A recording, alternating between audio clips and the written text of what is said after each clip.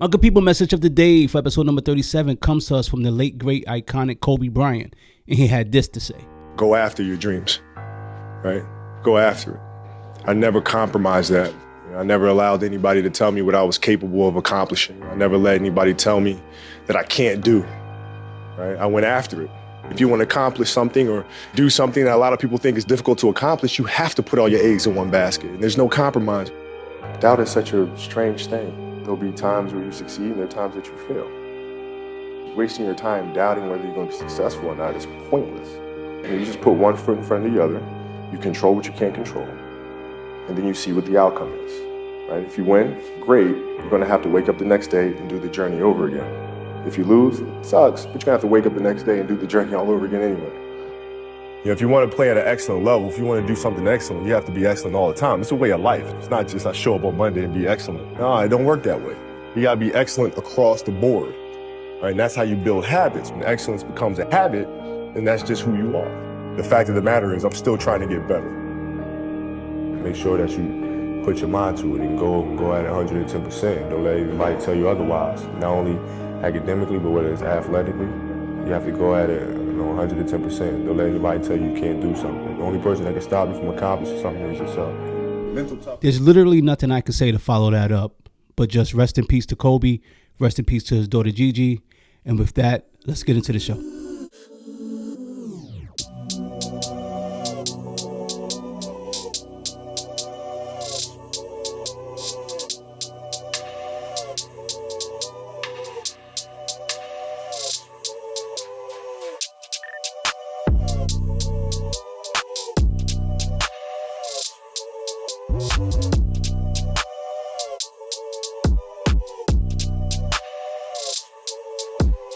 People, what it do? This is your boy Marc. This is Don't Kill the Messenger podcast, episode number 37. What it do, my people? What up? Yo, listen, man, January's almost over. It's about time. January feel like it's 5 months in 1 month. I don't know why this shit takes so long to move, but this is literally about time. The last week of January, man, which is a good thing. I don't know about y'all, but I am super waiting for fall. I mean, not fall, my bad, for spring to hurry the hell up, because your boy tired of the cold. I know your ass is too, but what it do, my people? Yo, I hope your weekend was good, man. Hope you have a good week so far. Yo, my weekend was pretty dope. Today I'm recording this on January 28th, and today's a special day because, well, let me tell you about the day, then I'll get into the weekend. Today is my oldest child's 21st birthday. That's right, my baby girl done turned 21 years old. Me and her mom was texting earlier today because, you know, we all reminiscing. I'm like, damn, man, the fact that 21 years done went by, I don't even feel like 21, but that's how time feels. It don't feel like it's moving, but that shit moves at warp speed. So it's just kind of like, wow, man, two things. We're getting old and we're just kind of happy and proud parents of what she's accomplished in life so far. So baby girl, happy birthday to you. Mom and dad love you, and you know you do, and we have your back no matter whatever you want to do. Also, I cannot go on with this pod without saying a happy birthday to my OG, my beloved Ma Duke. She turned 70 over the weekend just past. We had something at my brother's crib. We all pulled up. Her sons, the grandkids came to show Ma Duke's love. Everyone bought some food, man. It was a good time. Listened to some Motown. And we just, just came together to celebrate the OG's birthday. Now, listen, I don't know if you guys know, or if you follow this pod, you do know that my mom has dementia, Alzheimer's, which, you know, her short-term memory is for shit. She asked me 100 times, where the hell are we going? She didn't remember it was, at some, points of the day, she remembered it was a birthday, but the majority of the time, she didn't know what the hell was going on. However, I just want to say that, it doesn't, go by me, or it doesn't, escape me that I am blessed to even be celebrating my mom's 70th birthday. Because as I get up in age, so does your parents. And where I'm at the age where a lot of my peers are burying their parents, or a lot of peers have, buried their parents years ago, and things like that. So just the fact that I'm even celebrating, or I'm telling you guys that my OG turned 70 years old, it's a blessing. So my Dukes, I love you. I got your back. I'll take a bullet for you, and I also will give one for you, my Duke. So you already know what the vibes are. All right, so let's get into the pie. Yo, like I said, I can't wait for the spring to come because it's been dumb brick. Today's like 40 degrees, though. I ain't gonna lie. 40 degrees compared to the weather we've been having. That's why you don't see me hoodied up today. You don't see me with the Scully, because the man cave is all right, bro. Got the heater going on, is okay. But last week there was no way I was doing it in here because it's 19 degrees and you can feel every bit of that. Well, no, I did pod actually, and I did it because I love you ninjas, and that's why I had a hoodie and a scully on. But yo, if it got anywhere below that, I'm not doing it. I'm telling you, I don't love you niggas that much. So anyway, yo, so it's been super brick lately, but just haven't been New York City, yo. It's been brick. It's been relatively cold in a lot more places. So recently there was a snowstorm in parts of Florida, Atlanta, and Louisiana.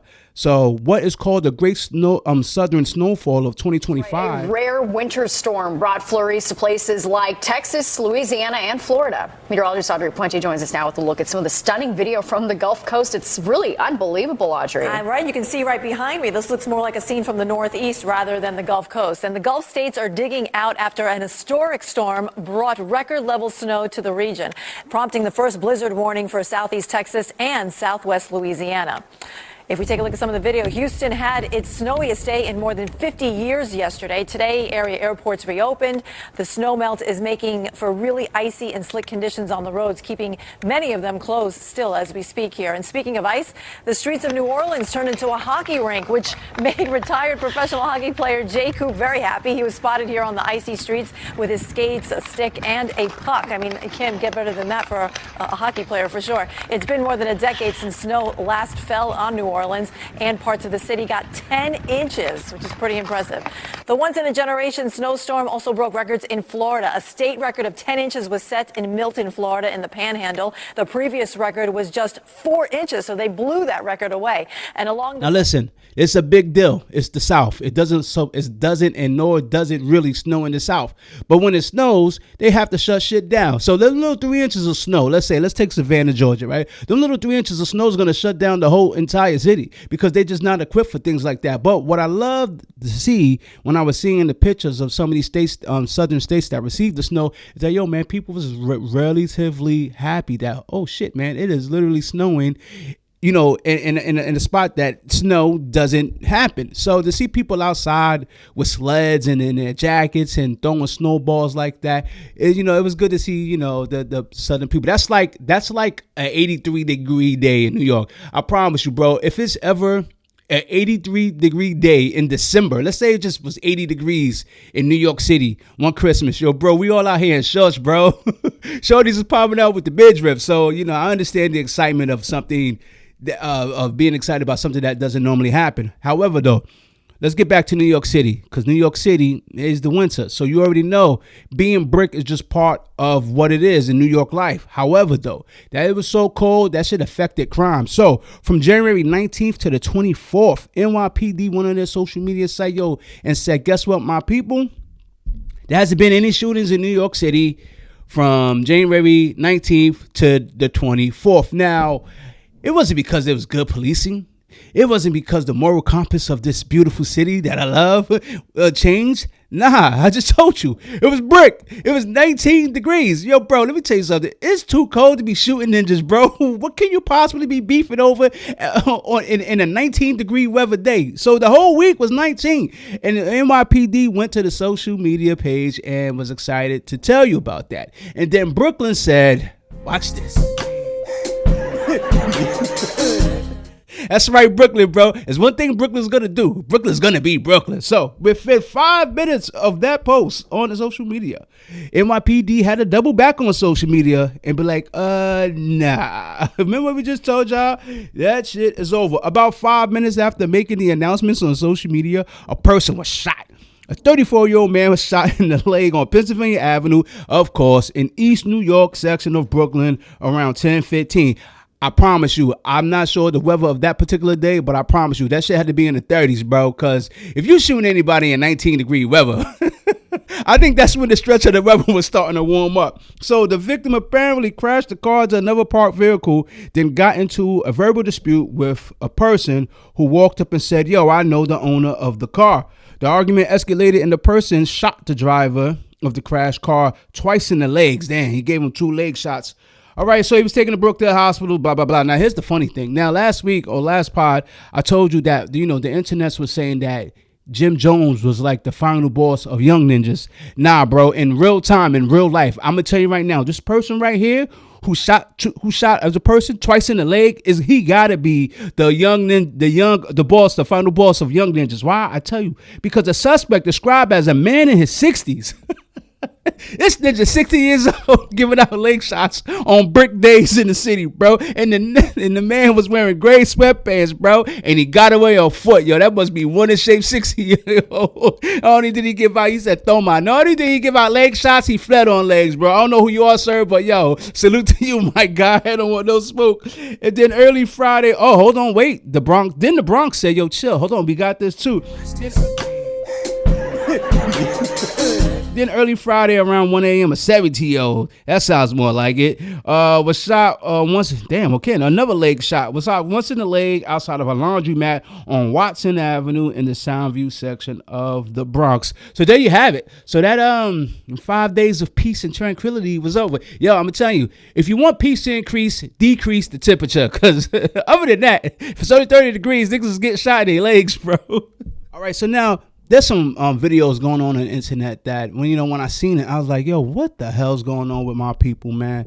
What the hell's going on with my people? So, all right. So the first one, okay. So there's a couple of videos that went viral, right? Of a couple of young ladies twerking. Now, listen, bro, this 2025, it's nothing but, women twerking, showing that ass. Hey, listen, man, I'm a guy. I like big butts. I cannot lie. So there's nothing wrong with that. However, here's why these particular, or there's nothing uncommon about it, especially with TikTok, social media, whatever. But here's what was crazy and why these particular videos got so much backlash. So first, there was a video of an airline stewardess that went viral because she was twerking in her uniform. So let me give you some context about this one, and then I get into the other shorty. So the lady, where she work at? Okay, so flight attendant got fired from Alaska Airlines after twerking on the plane. So Nellie Dealer said her contract with Alaska Airlines was terminated after a twerking video went viral. Okay, so here's the thing. Here's the context behind it. Okay, so apparently she finished probation and she was happy, right? And it was an empty plane, so I'm not sure if she was, just cleaning the plane before they put the passengers on to do another trip, whatever. But it was an empty plane. So mama went and she started doing a little dance, and she was kind of backing that thing up. And she was happy because she just finished probation. Now, I'm not sure how flight stewardess or attendants, what happens when you get off of probation. But I'm assuming maybe the health benefits kicked in. Maybe she's in a union. Maybe I don't know, just whatever benefits come from getting off probationary status. So Mom was so happy. She wanted to twerk that ass. But not only did she twerk that ass, she put it on TikTok for the whole world to see.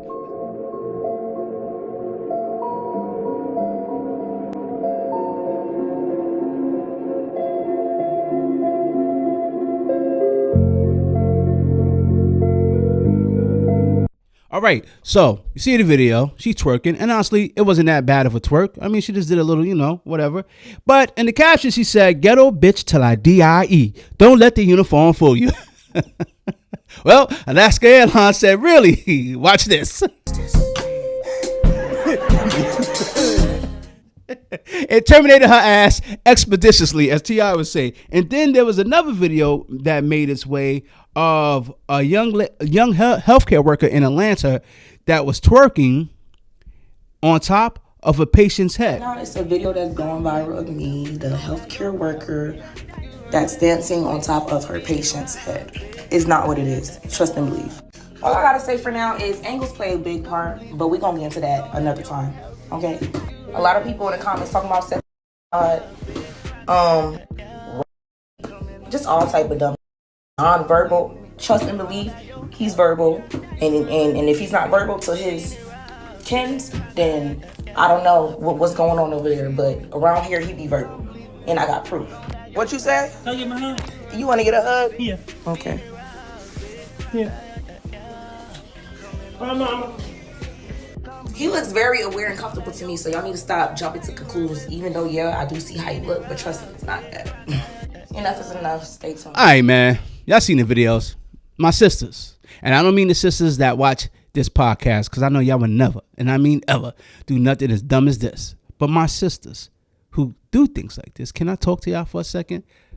As an OG, as a big bro, I don't want to be a hypocrite. Like I said, I'm a guy. I like big bucks. I cannot lie. But mama, what are you doing? What the hell are you doing? My sister, you're on. Okay, you want to twerk? Okay, let's take the airline stewardess. Ma, you want to twerk? You're happy. I understand the excitement of getting off probation, and now you're officially a member of the place you want to work for, and all those benefits that come with it are finally kicking in. Ma, you could have sent that shit to your friends. Hell, if you have a man, you could have sent it to your man. You could have said, baby, when I get home, when I get back in town, me and you're gonna play passenger and stewardess. I mean, you could have had a whole field day with it. The only problem is that your ass put it on TikTok, ma, and you were in your uniform. Now, the younger sister, who tried to defend herself and her actions about twerking on a man's head. Now, she said that angles make everything look different.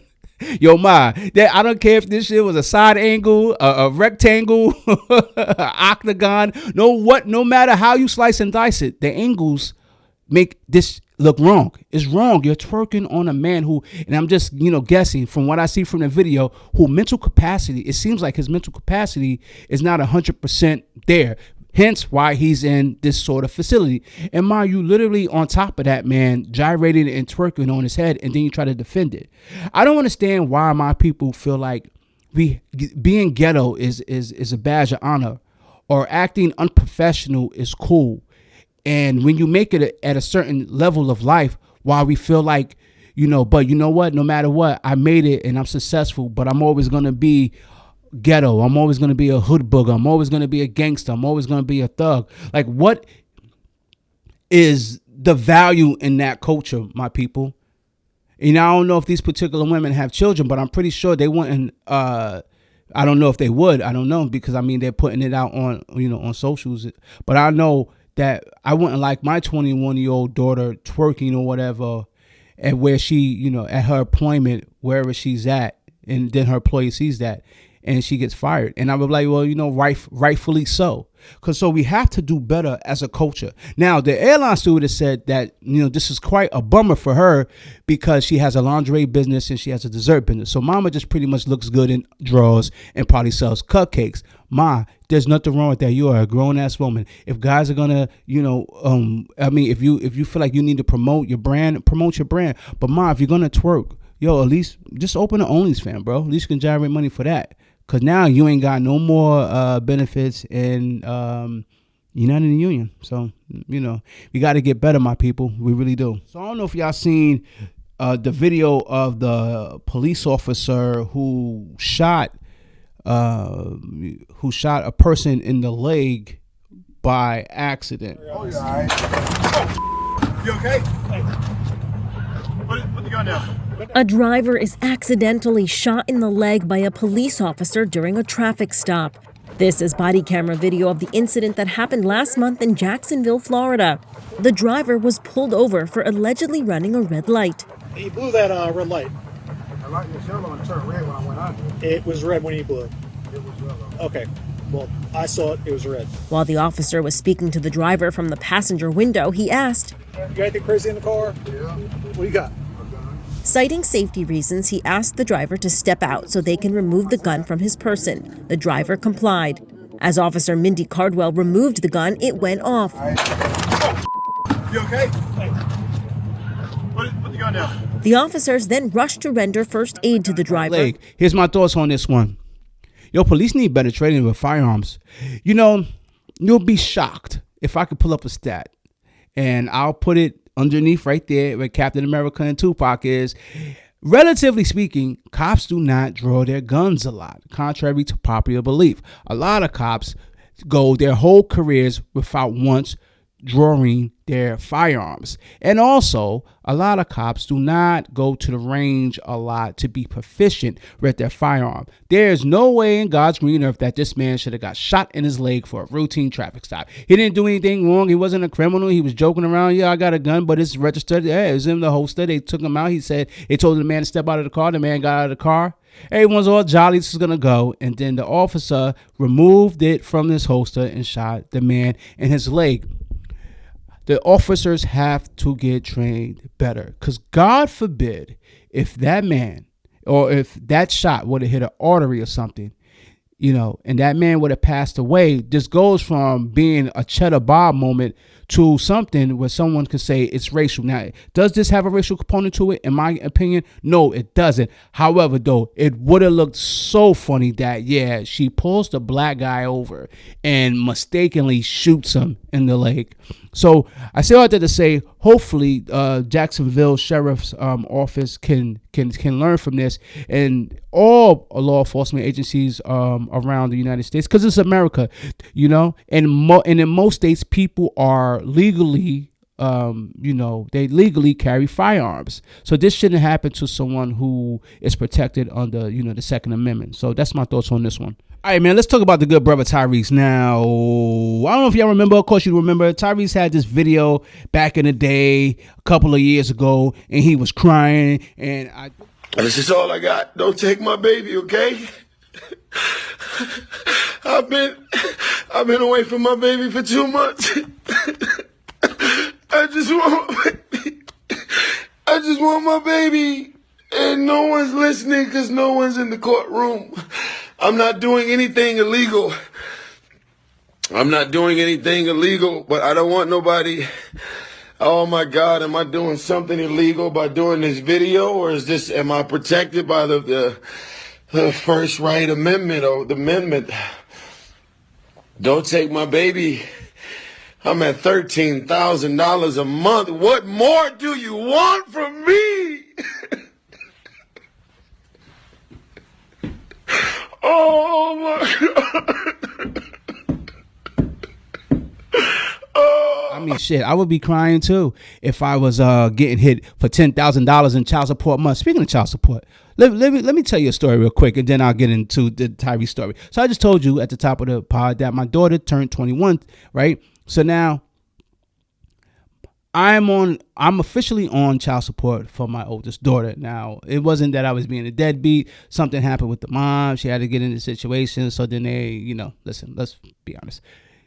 She was on public assistance at one point, and she applied for it because we wasn't together. And so when that happens, they want to see who the father is. They want to take his money, yada, yada, yada, right? But my daughter's been living with me since she was 16 years old. So my daughter's mother, being the shout out to her, being the solid individual she is, gave the child support card to my daughter when she came to live with me and said, hey, you'll have it because I no longer need it because you're not going to be with me anymore. All right. So I called child support over there and said, hey, listen, baby girl, about to be 21, man. When you want to, how we going to do this? Let's fix this. Let's cut this off. Let's wrap this up, baby. It's been 21 years. Let's go. They told me that, no, slow your brakes, fams, that, this is not stopping till 20 days after she turns 21. And then we'll send you a refund check. I say all of that to say, imagine if I was 20 days late on a child support payment. Imagine 20 days. Everything I would have, my license, my passport, everything would have been suspended. But yeah, you could still take 20 goddamn more days of child support out of my check, even though this child is now 21. Child support to me is, for lack of a better word, bullshit. So anyway, let's get back to Tyrese. So now I'm not getting hit like Tyrese. Like I say, he was getting hit for $10,000 a month. $10,000 a month. So he was crying, what more do you want from me? He was all over the internet. So people were like, why are you making this public? Because it was public information that this how much the woman was taken from him. And I guess, this is the social media age we living in. So he went to social media to, I guess voice his pain or whatever.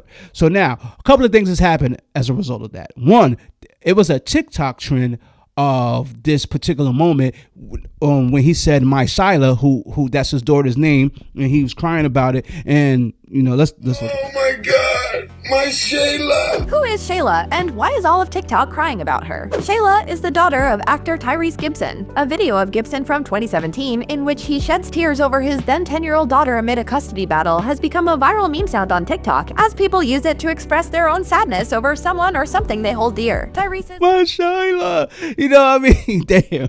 And another thing that just recently happened, and I hope this is true, because when Tyrese was going through this custody battle and the amount of money that he had to give, it was made public. But this other thing that just recently came out, I hope is true, because not a lot of mainstream publications is reporting on this. Well, anyway, it appears that Tyrese's daughter, who now turned 18 years old, is apparently living with her dad, and that has fully ended the child support that is due to the child's mother. Now, child support, if you don't know, I know how it works in New York State. It ends if the child turns 18. It ends if the child says, hey, no, I want let's say my dad to be the custodial parent. It also ends at 18 if the child graduates and decide they want to have a job. But it also goes on to 21 if they decide to go to college. Well, I'm not sure what she's deciding to do, but I know she said, hey, I want to live with my dad. Now, I remember when my daughter was 16, she had wanted to come live with me and my wife at the time to kind of finish school up here, which is the whole story why she got the child support card and whatever. Here's my thing.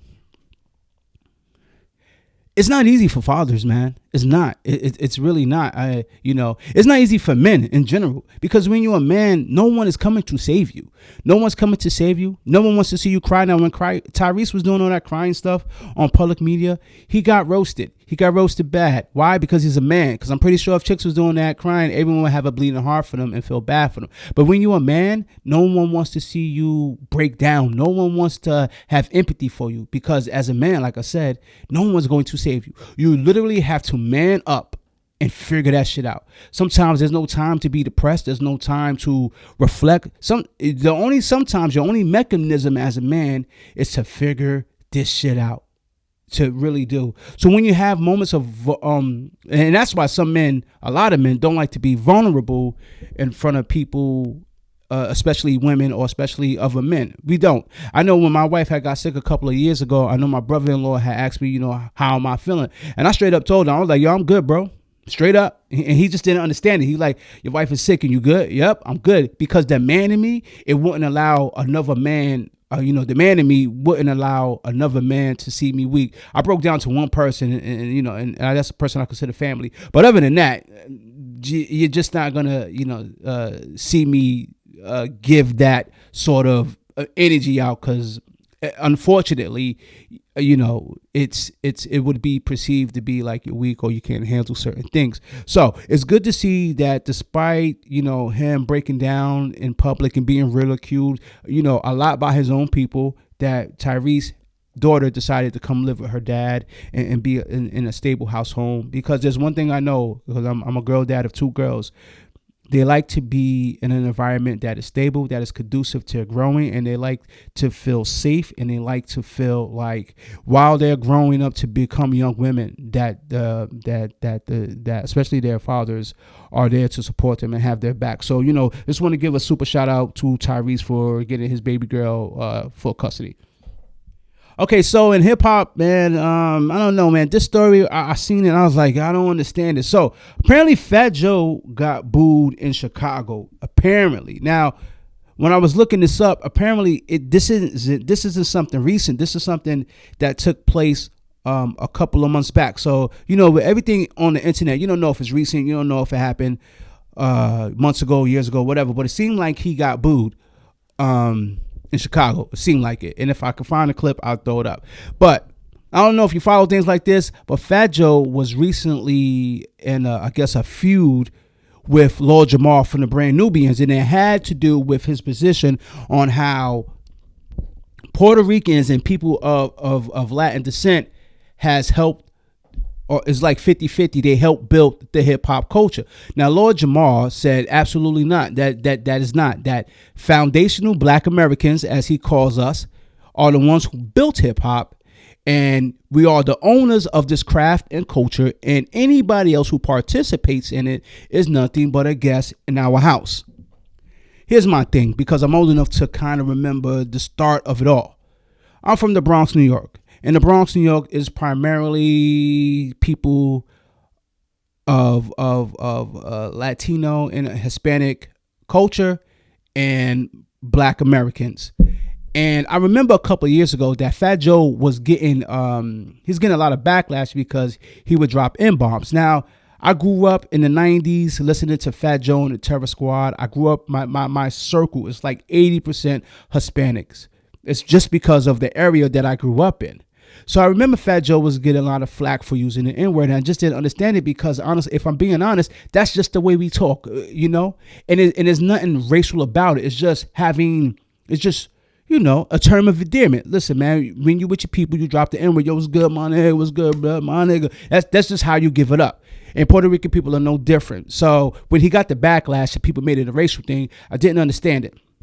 Now, going back to Latin impact on hip hop, he's right.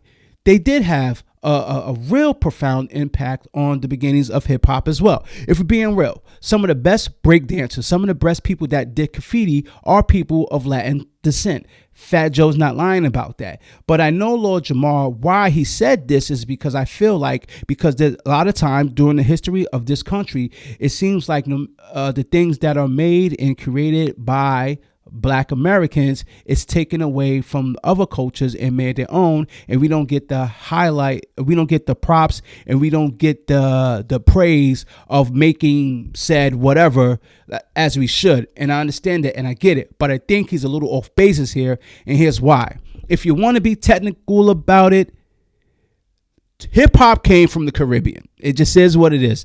The founders of hip hop, right? The founders, the old OGs of hip hop, the Kool Hercs, who was from Jamaica, who pretty much brought the version of Jamaican sound clash and brought that to America. Okay, you have who I said Kool Herc, Melly Mel, who's considered one of the pioneers of having deep introspective lyrics in hip hop. It's from Barbados. Biggie Smalls, I don't know if a lot of people know this, is of Jamaican heritage. Busta Rhymes, Jamaican heritage. So if you want to be honest about it, a lot of the people that have contributed to the culture or the origins of the culture really comes from people from the Caribbean.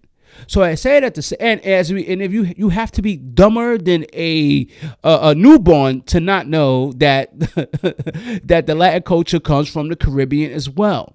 So I'm just saying, instead of trying to divide and say, no, you can't, this is my house, you can't come in, this and this and that, we should all appreciate the people that lend in hand of an art form that literally came from the inner cities of New York out of nothing. But if you want to be real about it, that shit literally started from people who came over to New York City from the Caribbean. It just is what it is. All right, man. So let's get into a little bit of politics. So Biden and Trump pardon. I mean, pretty much anyone you could think of, they gave him a pardon. And also, Donnie, within his first 2 weeks, Donald Trump, the 47th president of the United States of America, he gave out 26 executive orders, which is a record. Not even close. No one's even close. My thing is this: he missed a couple of executive orders. This is in my book. One, it should be an executive order to like literally ban paper straws. What the fuck are we doing with paper straws, bro? Come on, man. They get all soggy at the end of it, bro. There's no use for paper straws, bro. And then you put them inside plastic cups. This shit makes no sense. Can we have an executive order to get rid of paper straws? That's one. And two, shiesty masks. Bro. He needs to make an executive order this upcoming week to get rid of shiesty masks. I don't know if these young niggas is trying to run the jokes, bro. I don't know if they trying to say what's up. I don't trust, bro, I do not trust anyone approaching me in a shiesty mask. We need to make an executive order to get rid of that. So anyway, so some of the key pardons from both Biden and Trump, as we all know, Biden, let's start with Biden, right? The outgoing president. So Biden pardoned pretty much his whole family. As we all know, he pardoned his son, Hunter Biden. Hunter Biden was a wild boy. I'm telling you, in another life, I would have liked to party with that guy. Hookers and coke, baby. Hunter, where the party at, baby? And I guess Biden knew that Trump was coming for his son, man. He was. Now, people got up in arms because they're like, how can you know? Because Joe Biden lied. He straight up lied. He said, I'm not going to pardon my son. My son is not above the law. And sure enough, he pardoned his son. But here's the thing. I don't think people are mad because he pardoned his son. If I was in a position of power and my son got into some shit and did some knucklehead shit, guess what? I'm going to pardon his little ass. I'm going to, let him know he was wrong, but I'm going to give him the pardon. It just is what it is. Nepotism, baby. It's the American way. But Joe Biden lied and said that he wouldn't. You can't respect the man who said he ain't gonna do some shit and then he do it. So that was it. But one of the biggest pardons that Biden made was pardoning Dr. Fauci. That's right. He pardoned America's doctor. Now, why the hell would you have to pardon Dr. Fauci if Dr. Fauci did nothing wrong? Well, I'm gonna tell you why. Because apparently, now that we're 5 years removed from COVID, Dr. Fauci was a fucking liar. Remember Trump used to get in trouble that said that, the COVID virus came from China. Well, guess what? It did. A report just came out that said, it probably was created in a lab. And during the beginning of the COVID, pandemic, people were saying that it was coming from markets and bats and just a whole bunch of wild craziness. Anyway, Dr. Fauci told us that we all needed to stay 6 feet away from each other. That's what he said in the beginning. He also said that masks will slow the spread down. Then he also said that we need to get the jab, the vaccine, because if we go visit our mothers and grandmothers, we would literally kill them, and you, my friend, would be a grandmother and mother and baby killer. And that's what he said. As we all know, that it came out recently that the science behind staying 6 feet apart from each other was bullshit. There's no other way to say it, my good people. It was just plain poppycock, as though people would say. It was just stupidness. And that, however, despite 93% compliance with mask wearing, that people, no matter if you had a mask on, that people were still contracting COVID. And what they didn't say is that, at the time was that healthy people, if you contracted COVID like myself, that if you was healthy and didn't have any COVID morbidities, that your chances of survival was at 98%. No, he suggested that we stop the spread by locking places down and making our kids miss school and making small businesses close down and inflation go up. And so it seems that Biden knew that if Donnie had his, had his way, that he would go after Dr. Fauci and explain certain things and maybe, charge him with something, whatever. So that's why he gave him the pardon. It was that. So who did Trump pardon? Okay, so Trump pardoned, he pardoned a lot of January 6 guys. So one of the members of the Proud Boys, actually the leader of the Proud Boys, was pardoned for his connection to the January 6 riots a couple of years ago. Okay, so Enrique Tarrio. By the way, people always like the Proud Boys, man, they're anti this. This guy is Spanish, right? Enrique. Is Enrique gonna? Are we going to deport Enrique? What are we doing here? I guess not. You got a pardon. So anyway, Charito, who was less than 2 years into a 22, that's right, they hit that man with a 22-year federal prison sentence for his conspiracy and his role with it in the January 6 riots at the U.S. Capitol when Donald President pardoned him on last Monday, returning home to Miami on Wednesday and sat down. So with USA Today, the former chairman of the Proud Boys struck a more cautious and less rambunctious tone than he has in the past for his first interview. He acknowledged that some January 6 rioters attacked police and deserved prosecution, said the Proud Boys have been unfairly miscast as a hate group, and he tempered down statements he made on a podcast earlier this week when he called for retribution against the people who put him and other January 6 rioters behind bars. When I say feel the heat, I want to be clear. I want investigations, Terrio said. In the case that nothing's found, I'll move on to the next thing. Okay, so he's out. A lot of people wasn't feeling that, but hey, listen, man. Once Biden pardoned Fauci and his own son, y'all knew this was coming down the pike, so it's no big shocker there. But now let's get into Trump's executive orders. Trump made 26, like I told you, 26 of those things. Okay, first of all, Trump saved TikTok. I'm not a TikTok guy but it's how the young lady shaking her ass on TikTok getting in trouble, so she can thank Trump for that. So, but Trump saved TikTok, so they paused the ban real quick. But a couple of things that Trump did, I'm not going to name all 26 executive orders. Let's just talk about two real quick. One, he said he made an executive order saying that the United States will only recognize two genders, men and women. So I don't think that caused a lot of controversy, because if we're being honest, there's two genders. I mean, not only in the United States, but just in the whole world period, because God only made two genders. No disrespect to anyone. Like I said, I got no hate for nobody, but it just is what it is. It's two genders. Either you're a man or you're a woman, or you're a man who wants to become a woman, or you're a woman who wants to become a man. But biologically, you was born with. You ever got or you already got the So, okay. So what does that mean? That means the following. If you want to transition and let's say you are in prison and you're a man who wants to become a female, guess what? Good luck with that, champ. Your ass will not be housed in women prison anymore. You will be with the bros. And once the bros who haven't had any for a couple of times see you sashay your tranny ass up in them cell blocks, good luck with that. Oh man, God bless America. Okay, so the other executive order that kind of made the news is that Trump is he made an executive order saying that we're going to secure our borders. He's going to use military. And I know people have seen things all over social media that ICE is really cracking down on illegal migrants that are in this country, but they seem to be going after the ones that are coming here causing problems. The criminals. Now listen, America, we got criminals. Don't let them. Okay, so let's not be hypocritical. We got criminals too. I just told you some nigga in Brooklyn broke the 5-day shooting record. Bang, shot someone in the leg. But we don't want to deal with your criminals. We got our own goddamn criminals, all right? So your criminals got to go back to you, and that's what Trump is doing. So now there was recently a video of I want to say, I think it was Selena Gomez who was crying. I think she took it down, but she was crying because I guess she was apparently sad that Trump was going after Mexican migrants and gonna send them back. I just wanted to say that I'm so sorry.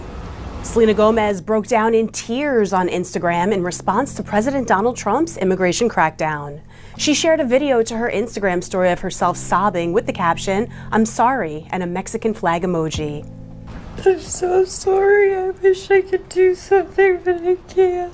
I don't know what to do. I'll try everything, I promise. Selena has since deleted the emotional video and then posted another Instagram story that read, "Apparently it's not okay to show empathy for people." Man, you see that, and I'm not sure if people are well informed as to what actually is going on. I don't think people, or I do think people have this misconception that, that Trump and ICE and Tom Holland, who is the border czar under the Trump administration, is going to go to your Abuela house, who's been here for 40 years, and deport them back home. I just don't think that's what's going on here. But I think a lot of people are misinformed because there's the boogeyman syndrome with Trump. I think a lot of people just think that they like to compare him to Hitler. By the way, speaking of Hitler, did y'all see Elon Musk a couple of weeks ago? Yo, did he? Oh, before I go over this, let's look at Elon Musk. Hold on, let's look at that, bro. Elon Musk is hitting back at critics who say he made a Nazi salute during President Trump's inauguration ceremony on Monday. Video captured the billionaire placing his right hand on his heart and then extending his arm forward while thanking Trump supporters during an event at Capital One Arena. Musk dismissed the allegations in a post on X, formerly Twitter. Quote, "Frankly, they need better dirty tricks. The everyone is Hitler attack is so tired." This shit looks wild crazy. I'm not gonna lie. If you know about Elon Musk, you know that he has, I guess, slight spectrum of autism. So even the Jewish Defense League came in and said, no, I do not think this is Elon throwing out the Nazi salute. However, shit looks wild. The Anti-Defamation League weighed in, describing the motion as an awkward gesture, not a Nazi salute. The it looked like 1940 Germany. I was like, oh, here we go. So we're starting off on this foot. Okay, where was I? Yeah, so a lot of people are just pretty much misinformed on how the whole migrant situation is being handled. So as you see, the young lady Selena Gomez was crying about it. So here's my thing. I had a migrant on my bus. I drive a bus for a living in New York City Transit. Stand up, where you at? And I could tell he was a migrant, and I'm not being stereotypical. I just kind of knew because you just know. If you're a New Yorker, you know. So I would go to one end of the trip and he would still be in the back of the bus. Now the back of the bus is warm because the engine is located in the back of the bus. And it was during one of those cold days from the previous week that we just talked about. And then I would have to kick him off because I have to get all the passengers off the bus at the end of the line. And then he would get back on when I would load him back up. So back and forth, here we go. Let's just call him Papo for the sake of the story. Now the Christian in me felt bad for Papo. I really did, because I knew that Papo wasn't from this country, and whatever country Papo was at, he was trying to escape. And as a Christian, you're supposed to have compassion and you're supposed to have love and empathy for these people, because that's what Jesus would do. And even though Papa was kind of irking me because I needed to use the bathroom and I can't leave a passenger on the bus. I don't know if Paco, whatever I just named him, is going to, do some crazy shit on the bus. So I had to make sure, and I had to do this numerous times. So yeah, Paco was irking me, but the Christian in me wanted to be compassionate. It really did. However, the American in me wanted to tell Paco, yo, bro, there's a new sheriff in town, homie. You only got 2 more weeks of this shit, bud. Your ass is going back to Ecuador. Good luck, pal. You gotta go. So it seems like Trump and his new boys are really cracking down on illegal migrants, because let's not confuse a migrant with an immigrant. And it seems like they're cracking down. So we'll see how that plays out, my people. Also, Trump got rid of DEI. Now, DEI initiatives are aimed to create an environment where individuals, regardless of their background, feel valued, respected, and have equal access to opportunities. Unlike an affirmative action, because I need you guys to understand that DEI and affirmative action is not the same thing. DEI isn't limited to remedial measures, but encompasses a holistic approach to inclusivity. Now, I want to pull something up because I'm researching for the pod. I found something that was like very, Now, I fell into something where a company was giving a workshop, and one of the things that the company was saying about DEI is that with DEI, one of the things that it was saying, I can't find it on my computer right now, but one of the things that it was saying is that, they want to end things like saying hello, sir, hello, ma'am. You could say hello, people, or that it's not maternal leave or paternal leave. It's like, you're just going on, I guess, leave or whatever. So it seems the wording was generated towards people of a certain community. But I think sometimes what happens with that is that they throw in things that are a little bit can be seen as supposed to be protecting and supporting Black Americans. Now, every time I say something like this, when my people give me these DEI clips and how, oh my God, Target is getting rid of initiatives and the Air Force took away the Tuskegee Airmen videos and things like that. Guys, I got to be honest with you. DEI was never really for us. It really wasn't. And if you don't believe me, I know you're going to believe Dr. Umar. Who wouldn't? DEI did not benefit Black people en masse. It benefited a couple of token Blacks. And I'm sorry, y'all gonna lose your little token benefits. But DEI did not benefit the masses of African people. Barack Obama is the first president to use the words diversity, equity, and inclusion in his DEI initiative that he signed in August of 2011, mandating that the federal government take steps to diversify, include, and guarantee equity for minorities. But it was all about the rainbow. That law was about immigrants and rainbow gangers. It was not about Black people. Yes, you have a few Black people who are going to lose some DEI benefits, but we are 42 million. And when we add our African immigrant brothers and sisters in, we're about 45, 48. I'm going to round it up because they always suppress our numbers. I'm going to round it up to 50 million Africans in America. Somebody help me understand how Barack Obama's DEI has benefited Black people in these past 16 years. Help me understand. Affirmative action is not the same as DEI. The man said it himself. I'm pretty sure he is highly educated, more educated than I am. I'm just a dumb bus driver who does a podcast in his man cave. What do I know?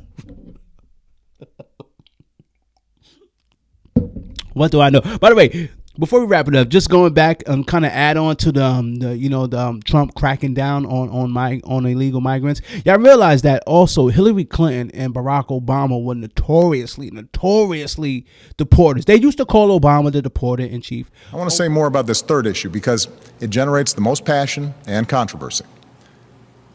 Even as we are a nation of immigrants, we're also a nation of laws. Undocumented workers broke our immigration laws, and I believe that they must be held accountable, especially those who may be dangerous.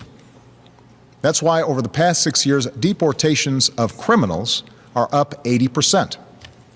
And that's why we're going to keep focusing enforcement resources on actual threats to our security. Felons, not families. Criminals, not children. Gang members, not a mom who's working hard to provide for her kids. We'll prioritize, just like law enforcement does every day. During his administrations, deported more than 3 million migrants, 3 million of them. So when you see people like Selena Gomez crying and getting up in arms, I don't think she understands that America has always had a tough stance on people who enter the country illegally because, like I said, you really want to have, all jokes aside, you want to have empathy and sympathy for people, especially if you're a Christian. But when an influx of people come in like that, it really is not good for the infrastructure of the country, especially financially, because as you can see, Mayor Adams is like, he's pulling up on conservative talk shows now. He went to Trump's inauguration because he said enough is enough. You dumped all these people on me, and the only people that are suffering are the citizens of New York City. So let's just see how this all plays out, my people. Before we go, I want you to do your boy a favor. I want you to hit that like button, hit that subscribe button, hit that notification bell. Hey, yo, we just put another one in the books, my people. We just did another one in the books, man. Yo, thanks for always supporting me. Thanks for showing me love. Like I said, today is my daughter's 21st birthday. Happy birthday, baby girl that loves you. Remember, no matter where you are, man, no matter where you are, I want you to always remember that you have a purpose in this world. You have a purpose to do something greater than what you are currently doing. So if you haven't found out what that is, man, just pray to the man above to give you direction to know what you are here for. Me, what am I here for? I don't know yet, but I have a funny feeling I'm about to find out. And I better, because I'm getting older. I'm not getting no younger. My people, this is Don't Kill the Messenger podcast, episode number 37. As always, this is your boy, Marc. I'll see you next episode. Remember, I want you to love yourself. I want you to love others. But more importantly, I want you to love God. I'll see you guys soon. Peace.